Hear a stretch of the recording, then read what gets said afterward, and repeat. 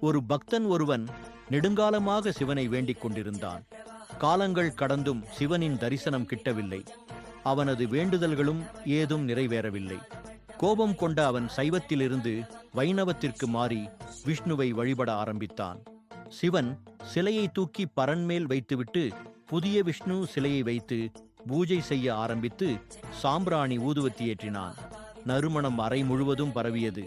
நறுமணத்தை உணர்ந்த அவன், சிவன் அந்த நறுமணத்தை நுகரலாகாது என எண்ணி பரன் மீது ஏறி சிவன் சிலையின் மூக்கை துணியால் கட்டினான்.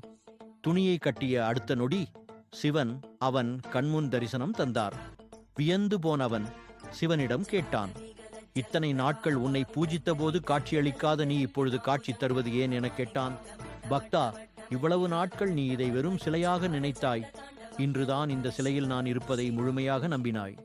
நீ உணர்ந்த அந்த நொடி நான் உன் கண்முன் வந்துவிட்டேன் என இறைவன் பதிலளித்தார். தென்னாடுடைய சிவனே போற்றி, என் நாட்டவர்க்கும் இறைவா போற்றி.